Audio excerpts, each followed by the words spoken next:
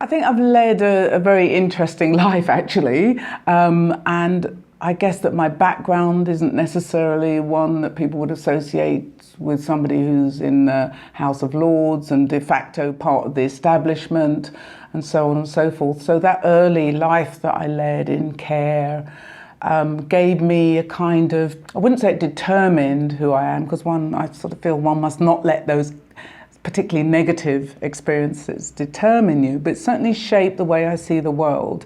And so in terms of how I understand, relate and empathize with people who've had, particularly those who've had particularly difficult beginnings in their lives, I think is quite unusual. I wouldn't say it's unique, because as soon as you say you're unique, then somebody else says, oh, I've had that.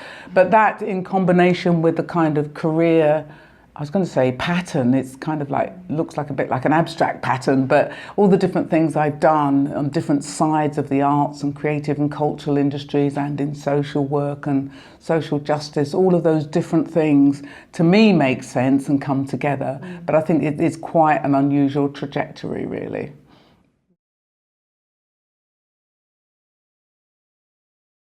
I couldn't identify one person, really. I mean, there'd be kind of one person at one particular time, perhaps, people who've looked after me when I've had literally nowhere else to go. Then there'd be people who intellectually I have the greatest of admiration for and read their works. Somebody like Stuart Hall, his intellectual acumen, his analysis, miss him terribly at the moment because I think he could help us steer our way through this very difficult political environment. So I'd certainly cite him, and somebody like Angela Davis as well in terms of her writing. So there'd be a number of what I would like to think of as intellectual mentors. And then there'd be people who are just great people.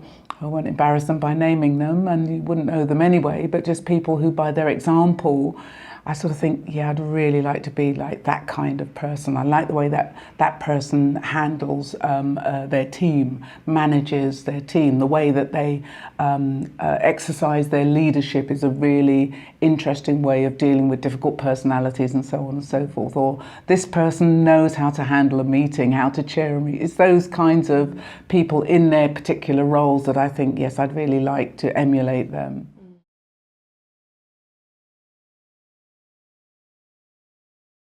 Well, first of all, business really needs to look at itself in terms of what it does and the way that it does it. And I do sometimes feel like I'm going to lose my patience any minute. I was having a conversation with some people yesterday, actually not in business as it were, but in the kind of NGO sector, who have a very similar issue around lack of diversity, particularly at the top of organisations.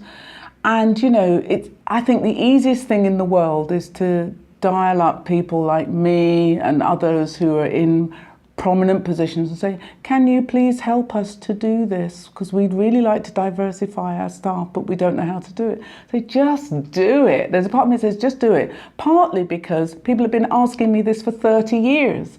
And, you know, it's not good enough to say, oh, well, we still haven't learned. What have you been doing for the past 30 years if you still haven't worked out where it is that you're going wrong?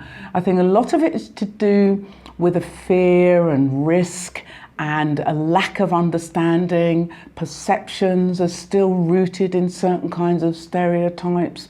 And then also I think in terms of BAME young people, many have really great aspirations and want to do great things, but they're continually being told, you can't do this because you're going to suffer this, or you can't go there because we don't employ that type of person, or what you need to have done is to have gone to this type of university, or, you know, your name is too difficult to pronounce. It's a whole range of different things that come up. And so to me, it's up to business to understand what it is that they're doing. Yes, of course, they can call on help. They've got to lose the fear and sort of in safe spaces actually admit to where they're really not getting what is out there in terms of the talent pool. You know, when you come across people, I've come across people in business who've said, well, of course, we wouldn't even look at an application for somebody who didn't go to a Russell Group university. And so I say, okay, so I'm out then. You wouldn't have interviewed me. I'd be useless as far as you're concerned because I went to one of the old polytechnics and did my degree. I mean, what are you actually saying? Immediately, you're cutting out a whole swathe of people. And if you look at the value added of young people who've been to schools where maybe, and not all state schools are terrible, let me tell you this, but if you've been to a school that's not very good at producing great academics and yet you manage to get a decent grade at A level, maybe not your A star, but something really good, then how can you not think, oh, wait a minute, that person has had to deal with so much more and yet they've still come through. They're the first generation to go to university. So, but it's not only about university students. It's really important to say that. It's not for everybody. You know, particularly bright kids sometimes really hate that idea of being tied to an academic institution. But they have the creativity, they have the talent, and they have the motivation if they're given those opportunities. So what business has got to do is to recognise that if you get people that all, not everybody thinks the same. I'm not saying just because you're white you all think the same. Of course it's not as simplistic as that. But there is this kind of, oh, I'm going to appoint somebody who looks and feels a bit like me, somebody I think I can have a drink with in the pub and not cause too many problems, or, you know, have a conversation in the loo and it's not going to end in a fight, you know. So I'm going to have same sort of people as me. If you have that kind of level of thought that is called groupthink, then you're not reaching the richest talent and your business will suffer. If you look at the businesses that really do well, they employ a wide range of people, not necessarily always about ethnicity. There's also the issue of disability and gender, but they employ a wide range of people who think in lots of different ways. And if you can't get that into your business, eventually it will suffer.